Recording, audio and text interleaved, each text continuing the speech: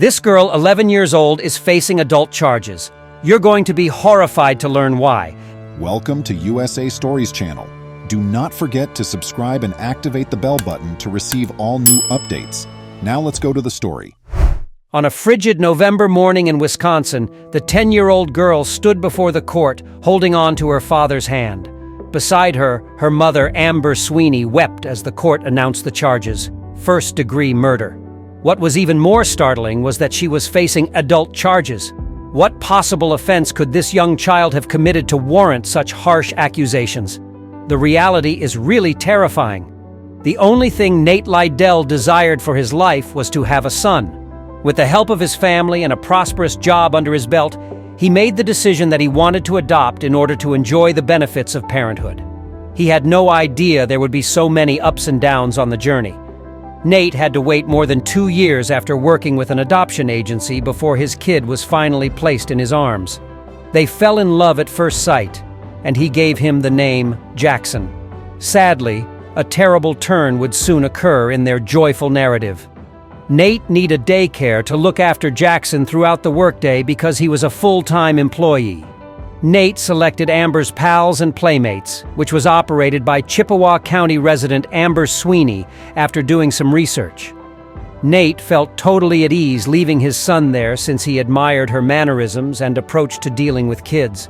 Regretfully, Nate was unaware of the threat concealed within Amber's house. In addition to managing a daycare, Amber and her spouse were foster parents. They had lately taken in a 10-year-old girl from a highly turbulent household. Her name has not been disclosed owing to her age. Their objective was to provide her with a caring and secure atmosphere. Nevertheless, a significant decline was on the horizon. Like he always did with Amber, Nate dropped off his son Jackson in the morning of October 30th, 2018. Sadly, he would only get to see his cheerful smile and beautiful eyes one more. His world would completely collapse as a result of what would transpire next. The 10-year-old girl, her husband, and Amber Sweeney's testimony helped piece together the unclear specifics of what happened that afternoon. Amber said that because the infant was napping and she didn't want her 3 foster kids to engage with the daycare kids, she had escorted them outside to play. But she didn't realize until about 3:40 p.m. that her newest foster daughter was seated in the alcove. After a few minutes, Amber heard Jackson cry before the sound suddenly stopped.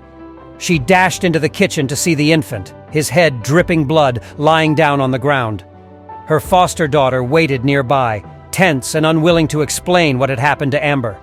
As soon as the baby stopped responding, Amber dialed 911. Nate thought he would hear from the daycare about Jackson when his office phone rang. It never occurred to him that he would have to head to the hospital. Nate remembered, "They told me there had been an accident and Jackson had suffered a head injury. I was unaware that it was as severe as it was." Jackson was listed as having blunt force damage to the head and in critical condition when Nate arrived at the hospital. The 6-month-old infant was struggling to survive, but the prognosis did not appear promising. Nate went crazy at this moment. After waiting 2 years for this young baby, he was going to lose him in just 6 months. Persisting in a tenuous hope that his kid might survive, Nate allowed Jackson to be transported by air to the Gillette Children's Specialty Healthcare Hospital, located in St. Paul, Minnesota. Regretfully, Jackson experienced cerebral edema thereafter, and following a 2-day battle, he passed away on November 4th. The little girl who had been with Jackson at the time was the subject of several inquiries from the investigators assigned to the investigation. At first, she refused to acknowledge any knowledge and to accept any responsibility.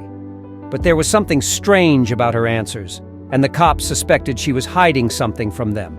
In the meanwhile, Amber gave up her childcare license and closed her doors in an attempt to stay out of problems with the law.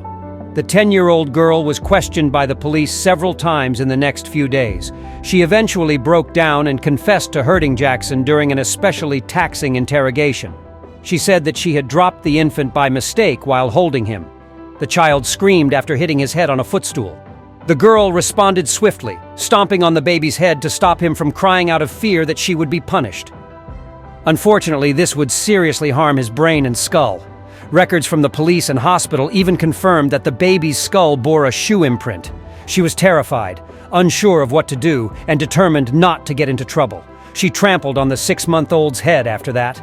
The girl was recognized by the detectives assigned to the case as having serious emotional issues. She shouldn't have been left alone with the daycare's youngsters, even if the specifics of the events leading up to her placement in foster care are still unknown. Following Jackson's murder, the little girl was taken into custody and charged with first-degree intentional homicide.